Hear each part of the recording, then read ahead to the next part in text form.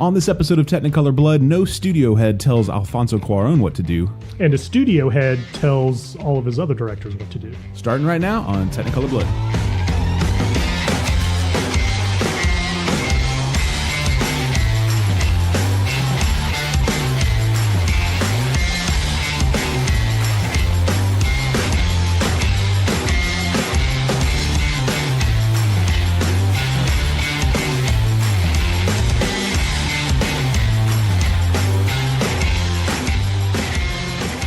Technicolor Blood, we are back. My name is Chris. I'm here with Terrence. Terrence, how you doing? I'm doing good. How's everybody at home?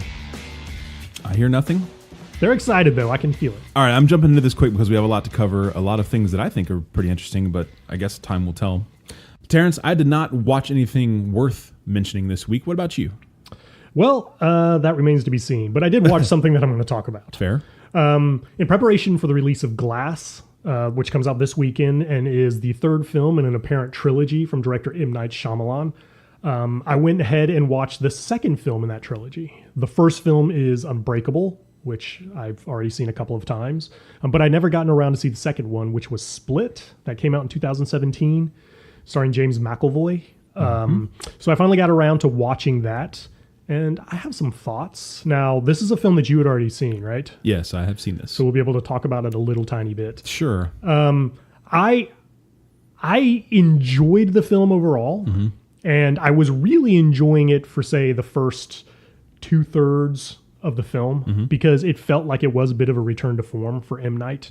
The story was fairly tight and focused, and it felt a little bit more like his old directing style. You know, those long lingering shots, nowhere near as long as he liked to do in the very beginning of his career. But, you know, he's one of those directors. He's one of those very, very few directors in Hollywood that like setting up static shots. You know, he doesn't care about cranes. He doesn't do a bunch of dolly stuff. You know, he's very much in the vein of like a Hitchcock or something where, you know, he really wants to frame a dramatic shot. Sure. And it's a breath of fresh air in a lot of ways. So I was enjoying all of that. The film kind of falls apart in its third act, and the actual climax and resolution to it is virtually non-existent. The film just sort of sputters to an end without any real resolution or sense of completion. So it feels like a frustratingly incomplete film. And obviously to him, he was already planning to do this third film, and you know, if there ever was an actual conclusion to that film in mind, that it got dropped at some point. Yeah, my biggest criticism of that movie was that I also enjoyed it more than the average M. Night Shyamalan movie. And towards the end, I just got the feeling, well, when the movie ends and there's the big reveal, it just felt like he cheapened the whole movie by angling it towards being, hey, surprise, this is tied into the trilogy and there's going to be another movie, instead of actually giving me a coherent ending to a movie that I was somewhat enjoying to that point. Yeah, you know, which has been the knock against him for his entire career, his obsession with the twist ending. Right. And here, it's not a complete twist, but there is the surprise of the revelation that, oh, this ties into Unbreakable. It's set in the same universe, and I have plans to take the characters from these two movies and smash them together in another movie. Yeah. And, you know, that was kind of successful in one degree, in that got people talking about that film, but on the flip side of it, it just sort of, like you said, cheapens the rest of the film. Right. I did actually really like James McAvoy in this movie. Yeah, for sure. You know, I think we kind of already knew that he was a good and gifted actor, but this is one of those rare roles that gives an actor the opportunity to like really show off what they can do. Right. And I think he really delivered the goods. I think so too. This one for me, when it came out, was a bit of a surprise. I expected to hate it because that's just how it is with being M. Night Shyamalan. Yeah, I mean, he's made more terrible movies than he's made good movies. Yeah, and I think also with Shyamalan, I think his post Unbreakable movies are so bad that it's made Unbreakable better in my mind to me than I think it actually was. Yeah, I didn't actually care much for Unbreakable when it came out. Yeah, it's an okay movie. I mean, it's a good movie to some minor degree. Yeah, but when every single movie he's made since then has been so bad, you're right. It does tend to appear a lot better. Yeah, with the possible exception of Signs. Signs was a pretty good one. Yeah. Signs was a pretty good one. Comparatively. Would you say it was better than Unbreakable? Signs for me? Yeah. Undoubtedly. Okay. But again, like I only saw Unbreakable the one time. Right. And It doesn't get better. Yeah, it did. And I don't know that he was. It seemed like at the end of Unbreakable, he was trying to do the twist thing again. But anyone who didn't see that coming, had they seen movies before? To me, that was a pretty obvious twist. But I don't know if. Well, you know what? For it to be that way. Let's not get too deep into this because we might end up just doing an episode about Glass that just covers this entire trilogy, and maybe we discuss M. Night's career in general because he's a pretty fascinating director. You know, he's done some good stuff, he's done some terrible stuff, and again, because he loves Hitchcock so much, he also always inserts himself as cameos into films. Yeah. And to bring it back to Split. Right. It's been so long since I've seen an M. Night movie that I forgot that he did that. Right. So when he pops up in Split and he is, as he always is, the worst actor you've ever seen on screen, it never got better. So painful to watch. Yeah, it's pretty funny. Like, you know, people like to make jokes about how bad Tarantino is as an actor when he shows up in his own stuff or in his friends' stuff. But I mean, M. Night is 10 degrees worse. Oh, yeah, it's not close. Yeah, he's so bad. But I'm sure at this point he realizes that he's terrible, and that's just part of the joke. He's doing it for his fans, and apparently he still has them. Man, you are really teasing doing an M. Night episode, which I would be so up for. So I hope that happens, but I can't promise you out there that it will. Well, as long as I don't have to go back and watch the movies that I have not seen of his, because I gave up on that guy. But yeah, Split was a bit of a breath of fresh air. Surprising. It didn't really get me super excited to see Glass, honestly, because I was so frustrated by how, like we talked about, it cheapened the ending of itself. But there's enough buzz about this that I'm sort of curious to see what the sort of overall pop culture takeaway of it is. So, well, I had zero interest in seeing Glass before seeing Split, but now that I've seen Split, I do want to see Glass. So gotcha. I guess it accomplished that for me. Yeah. Mission Impossible director Christopher McQuarrie. He has most recently done he's most recently done Fallout for Mission Impossible. Before that, he did Rogue Nation. And he apparently was approached to do some DC movies, which I thought was pretty interesting because I thought would be a pretty decent director to tackle a superhero movie for a franchise that I think is flailing at it. Yeah, perfect choice. But he decided to instead take a little bit of time off and commit again to 2 more Mission Impossible movies. Apparently he and Tom Cruise are super, super tight. So he passed on that, and I got to imagine DC was pretty disappointed with that decision. They probably were, but I think that's probably the best decision for him to make. You know, he's been really successful with that franchise. Just keep the hits coming. Yeah, I guess. I just feel like he would have been a good choice to take one of those on if he wanted a new challenge. But I mean, to continue just making nearly $1 billion per movie in Mission Impossible, I certainly get that as well, because obviously those two guys have a great working relationship and they feel like they can bring something fresh and new to it each time. I just really, you know, especially after what I consider the disaster of Aquaman, I'm just pining for them to pick better directors. And I think he would have been a good sort of in between kind of guy. He's not an elite director. He's obviously not a bad director. He's one of those guys that I think could have elevated their material a little bit more. I think he's a surprisingly good director, and I think probably a lot of what works so well between he and Tom Cruise is they both have really cool hair. Right. I don't know if you guys out there have ever seen what Chris McQuarrie's hair looks like, but he's a silver fox. I wonder why Tom Cruise has never stepped into the superhero realm. He must have had offers, or am I wrong about that? Has he? I don't know, but when you started that sentence, I thought you were going to say, I wonder why Tom Cruise hasn't stepped into the directing realm. Has he ever directed anything? I don't think so. Wow, that's interesting. Yeah. I mean, he seems like the mogul type. I mean, he is a mogul. Yeah, he absolutely is. Of all the actors in the history of Hollywood, he might be the most mogul actor ever. That is 100% true. So it's strange to me that maybe he doesn't have any interest in acting, and I wonder if he's in directing. And some people would say he doesn't have any interest in acting either, but those people are wrong. But it just seems strange to me. Maybe he's just flat turned him down. I don't know. I mean, Ethan Hunt is kind of a superhero, so maybe that's just enough for him. Maybe. All right, so one of our favorites, Alfonso Cuaron. I thought this was an interesting little story. Story came out. Actually, the way the story came out was Guillermo del Toro went on a bit of a quick tweet storm about it, where del Toro told the quick story of how at the end. Okay, spoilers for Gravity. If you haven't seen Gravity, major spoilers for Gravity are ahead. So Cuaron's Gravity film a few years ago, Sandra Bullock, George Clooney. Del Toro tells the story of how the studio wanted Alfonso Cuarón to insert a rescue into the end of that movie. So at the end of Gravity, Sandra Bullock makes it back to Earth, and it's just, I think, an iconic ending. You know, we've talked about before how Hollywood can't end movies for shit, and that I thought was a really fantastic ending. That movie nails it. Yeah, she gets back to Earth. She pulls herself literally out of the clay and the mud and the wet. She's barefoot. It's like this great, you know, juxtaposition of her defeating all of this and, you know, her personal life in the past, things she wasn't able to do earlier in the movie, she's able to do at the end. She literally pulls herself up and walks away, and that's how the movie ends. The studio wanted to insert a shot of helicopters approaching her to show that she was going to be rescued. Of course they did. Which I don't understand that at all. And Cuaron said, get bent, of course. And so then they said, okay, well, if you won't do the helicopters, we want to do the audio of helicopters, just the sound of helicopters. And Cuaron again said, no, we're not doing that. This ending is already perfect. Oh my God. And they still didn't let up from there. Their third attempt was, okay, well, over the visuals of the end of the movie, you want to have like some radio traffic going back and forth about them, you know, triangulating her location and going in to save her.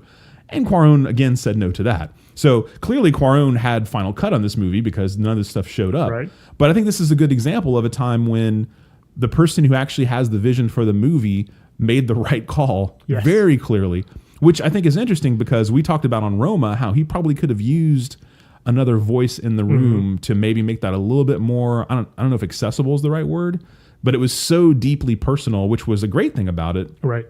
But I think there are some things that also, you know, he could have used a little bit more outside input on. But this is a situation where he clearly was in the right. Yeah.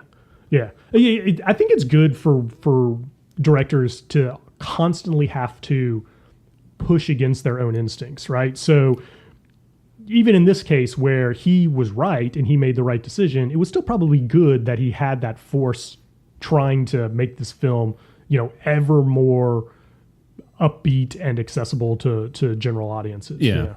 I just feel like, you know, I guess we don't have to talk about why that's a bad idea that the studio came up with, but it's just interesting to me that sounds like the end of a much longer fight where the studio had already basically given up on getting any input towards the end of that movie. And then they say, just literally, they don't even want to change what's happening at the end of the movie. They just want to insert. It almost feels like they felt like they needed to just put something in there. Right. And Cuaron was just slapping them down one after another. Right. And then the real end to that story is Gravity goes on to win Best Picture. Right. Yeah. And he won Best Director for it, which he may win again this year.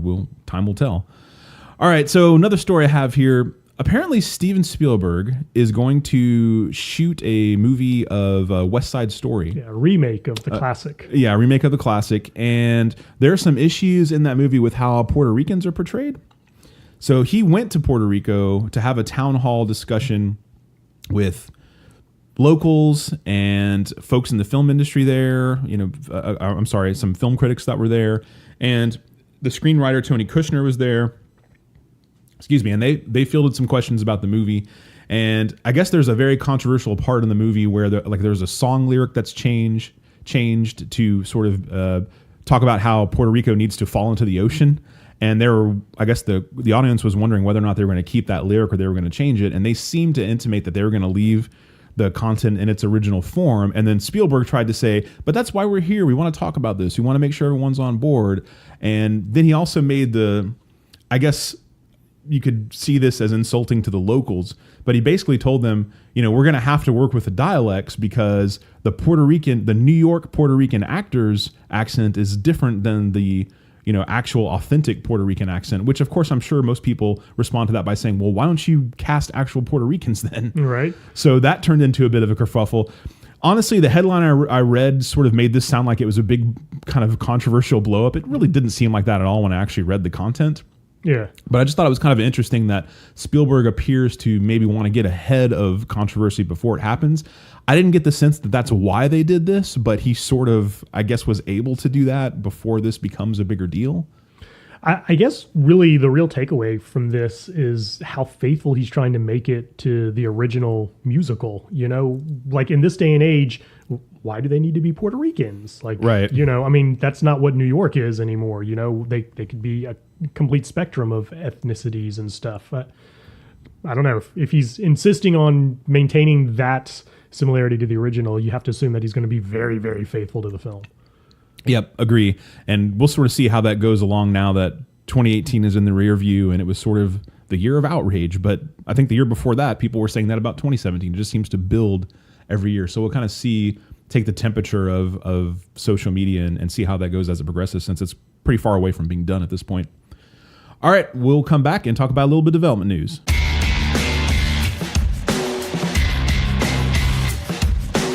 Time for some development news. So there's a couple of things that caused a bit of a buzz on social media this week. One of them is our first item here for development news. Jason Reitman is going to direct a new Ghostbusters movie. And some more details have sort of started trickling out about that. And we, I think, have mixed feelings. Why don't you start? Okay, well, first of all, for clarification, Jason Reitman is Ivan Reitman's son, correct? Mm-hmm. Yeah. So that's a nice tie to the original film. He directed the original Ghostbusters movie. Yeah. So I think that's kind of cool, right? Sure. And I was kind of excited about that. I'm one of those people, and I think you might be one too, who I didn't particularly like the female-led reboot that came out a couple of years ago, but I also wasn't upset about it. Same, yeah. Yeah, I'm like, hey, just make a good movie. I don't care who's in it, just make a good movie. Right. And that one turned out to be not really so great. So now it looks like they're going to take a second bite at the apple. And at first I was kind of excited about that. I'm like, hey, great, we're gonna try this again. But then, like, the day after the announcement that they were going to do this hit, there was the follow-up announcement where Jason Reitman said, oh, and we're casting 4 teenagers because the main characters are going to be 4 teenagers. 2 guys, 2 girls. Yeah. And I instantly lost interest in this project completely. And it's interesting to me how when it was first announced that there was going to be an all-female Ghostbusters, people sort of lost their minds about that. Mm-hmm. And a lot of people, obviously in a negative way. Yeah. But when it was announced that the Ghostbusters, who are trained professionals charged with capturing ghosts, are going to be teenagers, no one seems to really have any negative reaction to that. I know. To me, that just sounds like the most ludicrous. It sounds like the basis for an animated movie, honestly, which would be fine. Absolutely. That might even be the best way for them to go. I guess what I don't understand is I don't understand why teenagers. I'd get if it was younger adults becoming the new Ghostbusters or whatever, but when you make them teenagers, there's a certain tone to the movie that I don't really see how this appeals to the original demo for who loved the original Ghostbusters, which would be, folks like you and I. Yeah. And it's fine. Like, obviously things don't have to appeal to us. That's not a rule.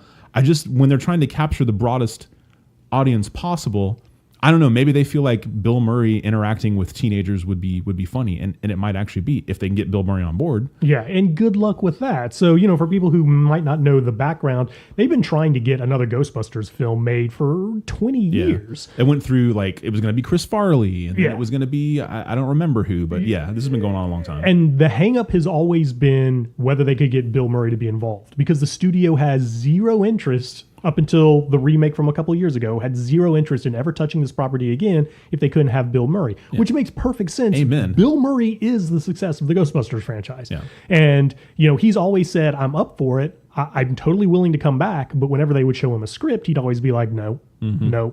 And, whether that's just him teasing them along, but he really has no interest, or whether that's him being the one person who's like, we're only going to do this if we have a really good script. Right. The result has been, for 20 years, no new Ghostbuster movie has been made. Right, yeah. Is it going to be in this one, or they just finally reached the point where they're like, well, let's just move forward without Bill? Mm-hmm. Who knows? Yeah, and it made me a little bit sad because it reminded me that Harold Ramis passed away. I'd forgotten about that entirely. Yeah, that's upsetting. Yeah. So, I mean, this is a movie, if they make it, I'll see it just from the curiosity factor, especially if they're. I can't imagine they will. I can't imagine that they'll make it if they don't get Bill Murray back. Yeah. And just to be clear for people, yes, there's a teaser trailer, which is the teaserest kind of a trailer you can have. There's no footage from the film. Nothing's been shot for the film. They just shot a little bit of footage for the purposes of releasing a trailer. But it's important to remember, none of this might happen at all, right? Like, this is very common for Hollywood to get an idea where they just want to gauge public reaction to see if people will be really into it. And so they'll, like, drop it in kind of a big way online and get people talking about it. And then those kind of gauge to see if there really is an audience in place for it or not. Mm-hmm. And it might turn out where the response is, to the casual observer seems big, but to the actual metrics and analytics that the studios use to measure this sort of stuff, it just might not cross a threshold that makes it worthwhile for them to make the movie. Yeah, Bill Murray is such a weird guy, and if you read about him a little bit, I think the legend is that he doesn't have a cell phone. He doesn't use email. He has like literally, if I remember reading the story right a while back, he has like a voicemail box that he uses for projects to come in, and then he will listen to those projects, and then he will contact people on the ones that he actually likes.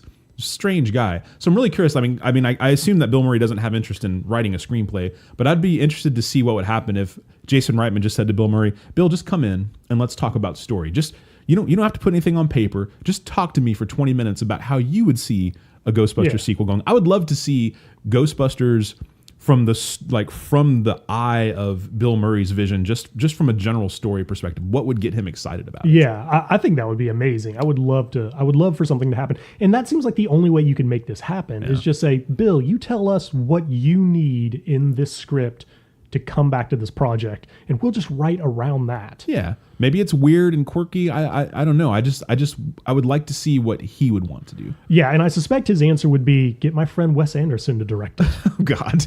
Which, oh my God, could you imagine that? I'm already seeing the trailer in my head, and I love it. I want to see it as an SNL skit. That's great. All right. Well, I don't think any of the rest of these stories is going to meet up to the idea of Wes Anderson directing Ghostbusters, but okay. All right, another one that sort of got some social media interaction or excitement this week was there is going to apparently be a Space Force TV show. It's apparently going to be set up by the American Office, the guy who ran that show, Greg Daniels, and Steve Carell, who obviously was the star of the American Office, with Steve Carell to star. I kind of wondered the second that, this is just how my brain works, the second that Donald Trump uttered the phrase Space Force in relation to this, my first thought was, who is going to tackle this first in entertainment? Is it going to be a Comedy Central show? Is it going to be a movie? How is this going to work? And it took a little bit longer than I expected, but here we are. So apparently Steve Carell, no interest in relaunching The Office, but this is apparently an office-based, a working office-based comedy with him obviously playing the lead role in something to do with Space Force. So I obviously would be very curious to see what this would be, because that sort of seems like it's in Steve Carell's wheelhouse. And he seems like lately he's been sort of reticent to do anything that even compares to what he did in The Office. Yeah, this news is surprising to me because I don't see what Steve Carell gets to go back to television. He has a very successful film career going on right now. Yeah. This feels like a step down for him. I can't imagine. I mean, just stating the obvious, there's a huge paycheck involved here from Netflix, but I don't know, maybe speculation for me, maybe there's just a political element to it that attracts him. Like yes. We don't know yet what the premise is going to be, but if he gets to do something sort of farcical that will also lampoon the current administration, like a lot of Hollywood wants to do right now, then maybe that's something that attracts him to it. That is an excellent point, because it's a good reminder that, he kind of cut his teeth on his career on The Daily Show, which is a very politically driven comedy show, and he was excellent on it. So he's probably got some of that left in him that he'd like to, bring back in and show around. So that's a great point. I think you probably nailed it right there. Yeah. So I'm excited to see that when it comes out. Give it a shot. I'll be curious to see how over the top it is as far as lampooning things politically versus just serving the story of what it's supposed to be. So we'll see. I'm sure we'll have plenty of updates on that as it develops. All right, Terrence, you have something for us on the DC universe. Right. So recently, the CEO of Warner Brothers was talking about the future of the DC movies, and he was he was asked specifically, what did Warner Brothers learn from the success of the Aquaman movies? And that led him into kind of discussing briefly what he saw as the future of the DC film universe. And he wanted to kind of drive home the point that they were intentionally moving in a different direction than the Marvel Cinematic Universe at this point. And the reason, or his sort of description of how that difference would be, is clearly a key element of the Marvel Cinematic Universe is the interconnectedness of all of those films. The storyline just feeds from one film to another, and characters are constantly bouncing over from one to another, telling a larger story. And DC, they don't want to do that. they want to make each film stand alone as much as possible, and they really want to just make their calling card the quality of the directors. They want to bring in directors, give them this project and say, don't worry about anything anyone else is doing. You just make this film in your style, the way you want to make it. Okay. And that's going to be their plan going forward, which, like you say, I could tell from your reaction, I mean, that is 100% the way to go. Yeah. The question is, will they actually land the directors they need to pull that off? Yeah, well, clearly they swung and missed with McQuarrie, and I think that was a great choice by them. So if that shows where their head is, and that's the level of director they're searching out, then great. And I also wonder if maybe this, what we talked about on the previous show about how they didn't do any cameos. Mm-hmm. If this was the beginning of that. That's the thought I had as well. Yes. And I know, originally when they had announced the Shazam movie, there was somewhere in the script, it had leaked that there was a Superman cameo in it. And I know that never came to be. The director who's making the Shazam movie sort of eliminated that concept. And I think that too is more of this. They had already seen at that point that they would be heading in that direction. And you can tell just from watching the trailer to Shazam that it has a completely different tone from like Justice League or Man of Steel, and a very different tone from Aquaman as well. Yep.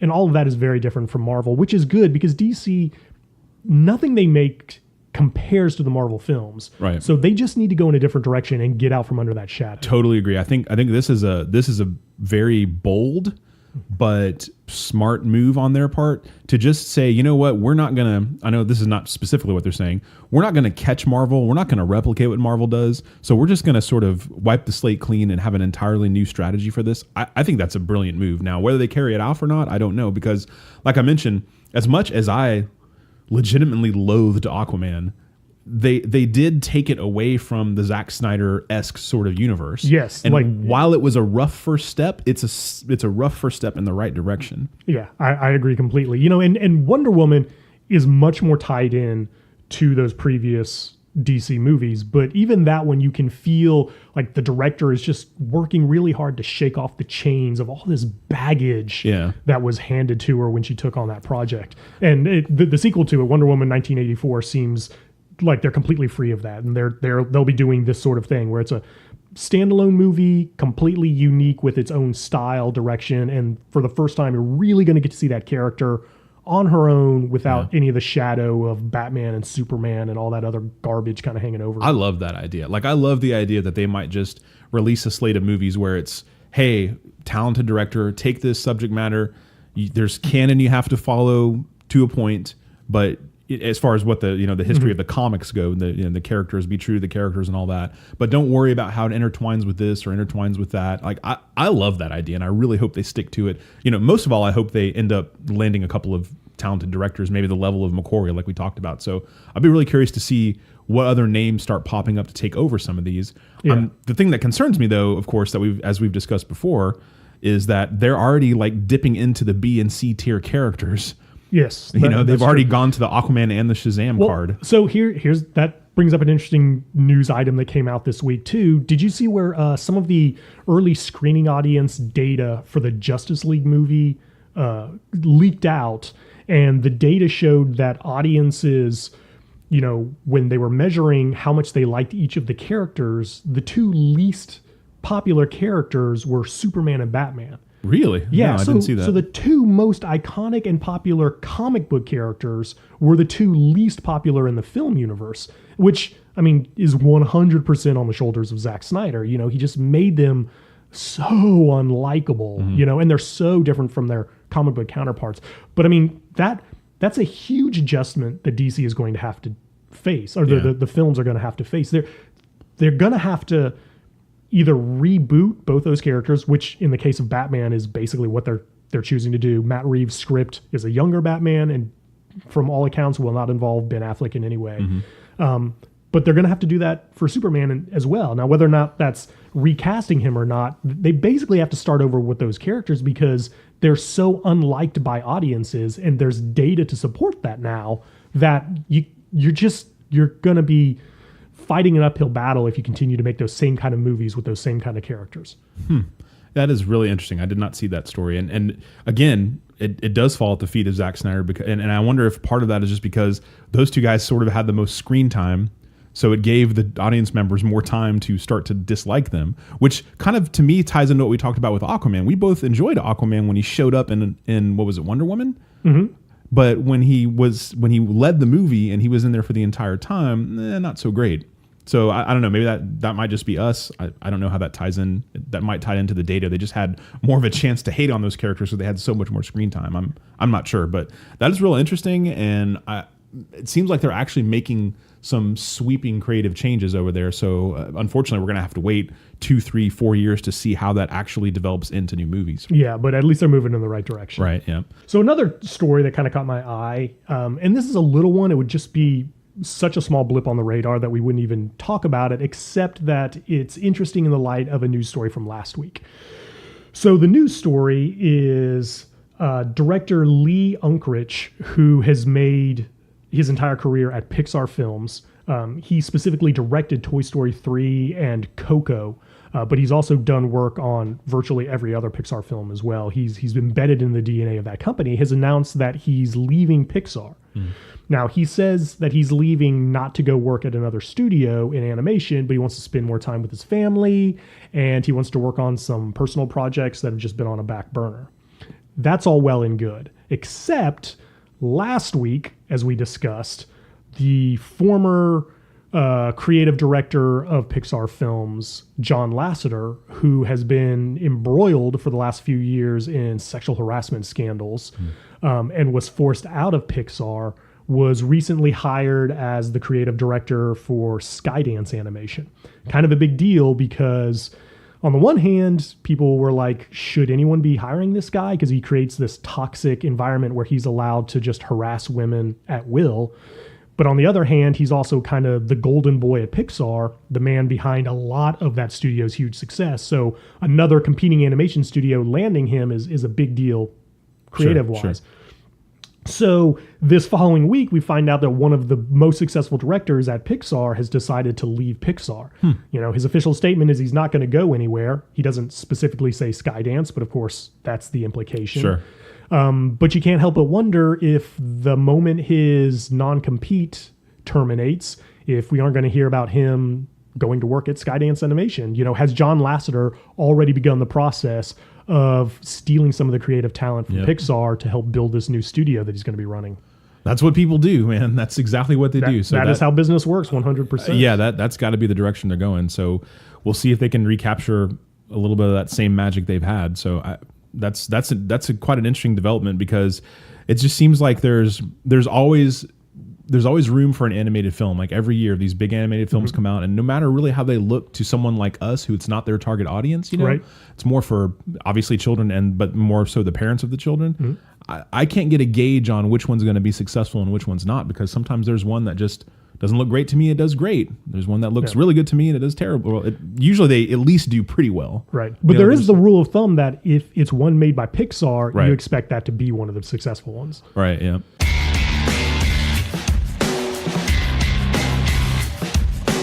Trailer segment, everyone's favorite. Heck yeah, it is. Maybe. Everyone loves trailers. Let's get one out of the way here. We already talked a little bit about Ghostbusters. They had that teaser trailer come out, and it doesn't merit a lot of discussion, but what were your thoughts? Well, visually, I thought it looked great. You know, I mean, it had kind of an 80s feel. The music they chose was probably from the original movie. It was. You know, I recognized a couple of the themes instantly. Okay. Yep. Yeah. So, you know, if you haven't seen it, definitely go out and watch it. It'll take 15 seconds of your time, and there's not a whole lot to say about it, but it does the job of a teaser trailer perfectly. Basically, when you watch the teaser trailer, and I think 9 times out of 10, wherever you see it posted, whatever the thumbnail is of this teaser trailer, you've seen the whole thing. Yeah, that's pretty much true. It's basically a moving still image. Yeah. All right, so another one we checked out was John Wick 3. John Wick has become quite a successful franchise for Keanu Reeves a little bit later in his career. You know, late part of his career, if he just sticks around for many, many years. And I'm not a huge fan of this trilogy. I enjoyed the first 2 because they were fun, but I don't think they're great or anything. But so we saw this third trailer here, and there's a lot of people excited about it. What was your reaction? I had a really positive reaction to it, in that it's the most visually interesting take on the John Wick film so far. The first two visually were fine, but they were kind of indistinct. This one, I don't know if it's the same director. I didn't actually notice or not, but a lot better lighting, a lot of interesting color choices. Clearly it's a kind of an international story. He looks like he's in both Europe and Asia at various points in the trailer. So everything just looks, I don't know, bigger and more visually interesting than anything we saw in the first two. Now, that being said, it's also, imagine every iconic or cliched action moment you've seen in an action movie over the last 15 years. Sure, yep. And it's replicated in this trailer at some point. Yeah. I will give the John Wick trilogy credit for something that I gave the original Matrix for, which is they know that Keanu Reeves talking at length is not really a good thing. I'm trying to be nice here. Right, yeah. But they realize that. You have to know how to shoot your actors. You have to know how they are at dialogue. I don't know how else to say that. Like, I like Keanu Reeves a lot. Like, he's one of those guys where I like the celebrity and I like the guy more than the actual actor. Right. So I want him to do well. But in that trailer, he did not speak more than 30 words. Yeah. There was a couple of times where he delivered one single line, and the other times that he delivered dialogue in the trailer, it was a sentence, and that was it. And that's kind of how the first couple movies played out as well. And I just think that's really smart, because that's what the Matrix did. Yeah. They made sure they didn't give him extended monologues of dialogue.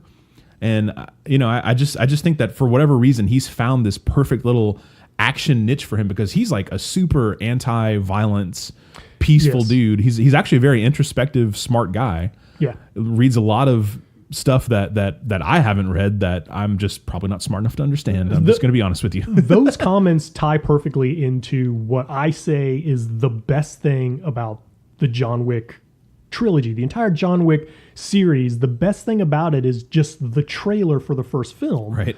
And the thing that works about the trailer for the first film is 100% just the one line that Keanu delivers where he gets pissed off. Because you never see Keanu Reeves pissed off, right? Like, he, as a person, like you said, he's such a laid back, kind of a zen dude, that always comes through in every role he plays. So even when he's in an action movie, even when he's in The Matrix, you never see him just raging about anything. And in that trailer, there's one moment where you see an angry Keanu Reeves, and it's like audiences around the world saw that and were like, oh, that's cool. And so everyone went and saw that movie just to see the moment where he delivers the line where Keanu gets pissed off. And that to this point, I still think is the best thing about that entire film franchise, is that one line in the very first trailer to the very first movie. Yep, can't really argue with that. And you're right. I thought visually it did look very interesting. Another one that we watched was a bit of a sci-fi thriller called High Life. This stars Robert Pattinson of Twilight fame. And it is directed by, I'm going to say, Claire Denis. She's French. The thing that really intrigues me about this director, she's 72 years old. Directed this movie. She did Chocolat back in the late 80s, early 90s. That was, I think, her big one that sort of launched her. And she's done some notable movies since then that we probably haven't seen or heard of, because she's more of an indie and foreign film. But she is a very respected director, and I gotta say, I was intrigued by this, and part of that is just because hey, sci-fi, I'll always like it, I'll always support it. It looked like kind of a small scale story where it wasn't about the world ending or something. Yeah, and it looked like it was very character driven, and some strange goings about in space kind of thing. That stuff all intrigues me, and it looked kind of interestingly shot to me as well. So I'm kind of curious to see this one. I'll have to see how much I can handle Robert Pattinson. I know of him, and just as a self-challenge, I have seen, I think, all of the Twilight movies. I just felt like I had to. Yeah, I know, it's weird. Like one day we just decided, I'm going to watch these movies. And my wife tried to talk me out of it, to her credit, but that didn't work. Wait, hold on. So it wasn't your wife forcing that? You were the one forcing that? I knew I shouldn't have said this out loud. Well, yeah, okay. Screw these trailers. Yes, the episode is ending right now, and now we're going to talk about this. What in the hell happened there? Why would you do that? You have eyes. You've seen the trailers. Have you read the Twilight books? Okay. Anyway, back to High Life. So I agree with everything that you were saying about High Life. There's just something about science fiction movies set in space where something mysterious is happening. Like there's like an eerie uncomfortableness to that. And this movie seems to be really, really trying to play on that. And I'm super intrigued by it. And you could feel that, like, it feels like a foreign film. Yep. Like you could tell the director was foreign. You could tell like a lot of the other cast was probably foreign. Like it felt like you were getting a glimpse into, like what an Eastern European sci-fi movie would be like. And those are all really intriguing things. We've been snake bit by this kind of thing before, though. This movie, it feels so much like Danny Boyle's Solar film. Sunshine. Yep. Not Solar. You're right. Yep. Sunshine. My mistake. This film also feels like it's going to suffer the same fate, where you're going to get a bunch of great mysteries and a bunch of great just twisted up sci-fi weirdness. And the resolution to it at the end of the film is just not going to be able to hold that up. I just love that there were things in that trailer that I've just never seen before. You see essentially an astronaut walking a baby around, on the ship. Like no one's ever seen anything like that before in a movie. Yeah. That image is striking, and they use it to great effect on the movie poster. And I'm super intrigued by the fact that a 72-year-old woman directed this movie. Like I know that sounds like a strange thing to say, but I'm just very intrigued. It's very artful. It looks like it's very emotionally impactful, and I guess I shouldn't be surprised by this, but I just am, and I'm impressed. I'm curious to kind of check out what some of her more acclaimed filmography, what some of her more acclaimed movies are in the last, say 10 years or so, and maybe go back and check out a couple of those, because I'm super interested in her visual style. Well, you should definitely wait till you've seen this one before you make that decision. But yeah, intriguing for sure. Last one for the week. Big anticipated trailer this week, Spider-Man Far From Home, obviously starring Tom Holland. Another swing after the wildly successful Homecoming. And why don't you kick us off on thoughts on this one? So this movie landed a great acclaim online. It's the single most viewed trailer from Sony Pictures of all time. So clearly people are very hyped about it. A lot of discussion already being made about the revelation of who the various villains are going to be in it. If you're not super plugged into the comic books, you probably have no idea who they are. I certainly don't. But my thoughts are kind of mixed on it. On the one hand, you've got a lot of the elements from the first one that worked, and they're all back again. And so you're kind of excited about that. But then it also feels very much like just a sequel. I mean, how many times have we seen the second part of a film franchise that goes to Europe? Right? Like that's just such a common ploy. And here it is again. It's like, let's take Spider-Man out of New York and drop him into Europe. It's funny. We had the same thought, but from sort of a different angle. For me, I thought it was kind of, it felt like sort of 80s nostalgic to me, that they're just taking the whole story and uprooting it and putting it in Europe. Okay. So I sort of had a nostalgic positive vibe from that, because I can't remember that happening too recently, but I'm sure it has. But for me, my overall reaction to the trailer was kind of meh. Like it didn't really excite me, but I did not care for the Homecoming trailer at all, which led to me not even seeing that movie in the theater. And then I rented it, and I really enjoyed it. Like it was one of my favorites of the year when it came out. Yeah. So basically, I'm just like, you know what? I don't care that the trailer didn't really get me super excited about it, because that's what happened the first time, and I ended up that one just ended up being such a breath of fresh air to me.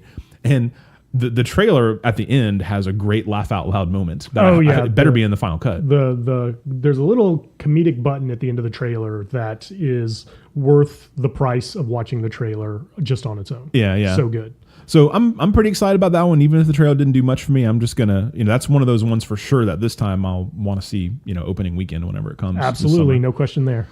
All right, guys, that's another one in the books. We appreciate you listening as always. You can hit us up on Twitter @TechBloodPod. You could leave us a nice review or bad review on iTunes if you feel necessary. Why would you do that to us, though? We're so nice to you. Stop talking. Yes, we're back to this again. All right, guys, we'll see you on the next one. Appreciate you listening. Thanks a lot.